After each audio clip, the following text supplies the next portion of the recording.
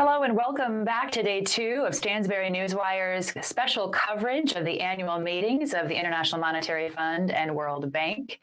We are coming to you live from the Washington, D.C. area.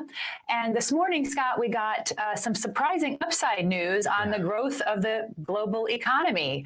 What did we hear? Yeah, so the big thing for me was they revised their economic estimates for this year and for next. They revised them higher. And what we got in the forecast was a revision not only from the low numbers we saw in June, but a revision above the levels we saw in January. Interesting that the economy, according to the International Monetary Fund, is actually in better shape, looking to be in better shape now than it was coming into the beginning of the year. So that's saying something about the growth that we've seen throughout the coronavirus pandemic. In fact, I think we have some sound from Gita Gopinath, who is the chief economist of the IMF, talking about why they actually had better results coming out of the U.S. economy than they thought they would have. Let's roll that tape, please. Global growth is projected to be minus 4.4%, which is a small upgrade from June. This upgrade owes to somewhat less dire outcomes in the second quarter, as well as signs of a stronger recovery in the third quarter, offset partially by downgrades in some emerging and developing economies. In 2021, growth is projected to rebound to 5.2%. So she's saying there that Q2 was much better than they thought it would be. Q3 is likely to be even better than that. Yeah. What's really interesting is, so listening to all of this, she talked about how the U.S. growth has fared much better than they thought. This is a similar message we're hearing from other people here in the U.S. that the media doesn't really want to hear right now. So one of the things that Federal Reserve Governor, St. Louis Federal Reserve President James Bullard, I really love to listen to everything he says because his economic team is excellent. And they've been very adept. They have a nickname, right? They call him the Fred. Yeah, they go with the Fred. They've been very good at predicting everything that's going to happen in terms of coming into the pandemic. They were saying things might be slower, and now they're saying the rebound is sharper. He's talking about 35% growth in the third quarter of this year, which is really surprising to people. And Dallas Fed President Robert Kaplan, who's been cautious on the rebound the whole time, recently came out and said 30%, and the ISM came out and sort of confirmed this not too long ago, saying we could see 32%. So the U.S. is the largest economy in the world, and if we're going to rebound here, it's going to help the rest of the world recover as well. And that's a bit of what we're hearing. And why this is interesting to me from an investment standpoint, if you're an investor, you want to invest in an economy that's rallying, not one that's falling apart. And when that's really interesting is when all the news, the stories, everything you hear is the economy stinks, it's horrible. But actually, if you look at the underlying data and you see, well, it might seem like it's horrible, but it's really getting a lot better.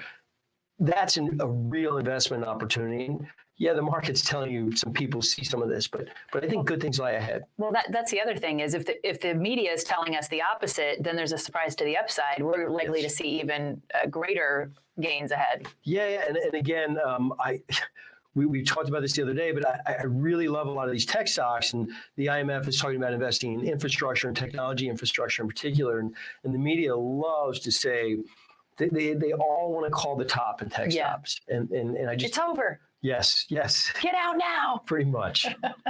Well, we have one more soundbite that I thought was really interesting. You know, when you think about the relationship of our country to the rest of the world, the steps that we took, the lessons that we learned from the last global economic crisis really paid off, not just for the United States, but for the world. And that means good things for stocks to come too. Let's play that sound from Gita. The U.S., of course, is a major economy, and further increase in growth in the U.S. has positive spillovers for the rest of the world. I should also mention that the very large amounts of support provided by the U.S. Central Bank has been one of the factors that helped stabilize international financial markets and actually gave more breathing space for emerging markets to be able to finance on the market. So she ends by talking about the benefits to emerging economies there, Scott.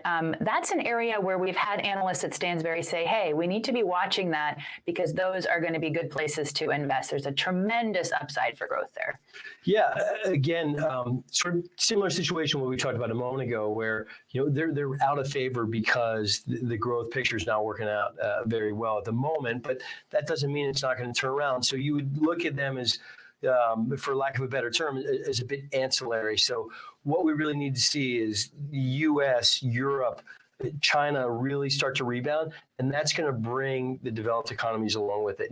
One of the problems they could be facing at the moment too is as the U.S. has introduced tons of liquidity, and when I say liquidity, like they've cut rates, all this money has been flooding the system, and they're dropping the value of the U.S. dollar. That drives up the value of those emerging market currencies. And the problem with that is if those emerging market countries are trying to sell their goods and they're becoming more expensive, they're going to sell less. And that's going to hurt economic growth because there just isn't going to be as much going on. There isn't going to be as much revenue coming in. That'll change. And as we see the dollar start to rebound and those currencies drop, there will be a growth pickup. So yes, for somebody that has a long-term view and a bit of patience, now is a great time to invest in emerging markets. It's interesting to me, too, having covered the international sector for at least a decade, that they're starting to take China out of emerging markets, right? And what we saw this time that we also saw last time is China's really leading the way for global growth. If it weren't for Chinese growth, in many ways, there wouldn't be as much of a global recovery, although this time we also see the Americans really pushing forward into that. The point I want to make there is just that China, too, has learned from what happened before. They're doing things a little bit differently, but I just saw an export report today. They're buying again like gangbusters. Their trade is way up in commodities, especially iron ore. They are the first of the developed countries, even though they don't consider themselves one, to have recovered. And so the demand that they create, the stocks that are in the portfolios that cover China and the emerging markets are really going to benefit. Yeah, so I think there's a really important thing to bring up there too. So the import numbers for China blew the doors off of it. They were huge. That again, China's domestic economy is really heating up, but the export numbers too, like you said, they were very good as well. They grew versus what we saw last month. And so what that tells you is the global economy, it continues to pick up and heat up. And the reason I say that is because China manufactures so many of the goods that the rest of the world consumes. And I know, especially electronics, which we've learned are really off the charts in terms of global trade. And I know manufacturers or U.S. companies have pulled some of their manufacturing out, but not all of it has gone away. And so Wall Street money managers look at that as an important read on global growth. And the fact that export numbers are still doing very well and continue to move up, that means demand's picking up everywhere else. Yeah, and if you ask Brian Chicango in the Philippines from our China portfolio, he will say this is the place to be. Well, going forward, we're going to be covering the Global Financial Stability Report, which is economists speak for what exactly? Put you on the spot there. Health of the world economy, and just are things sustainable? What does the outlook look like? So, what are we expecting when we go to that coverage? I think it would be along the lines of the global economic outlook. Like, I would think people being negative or cautious would be the expectation, but any positive comments would be a surprise. All right, let's take a listen.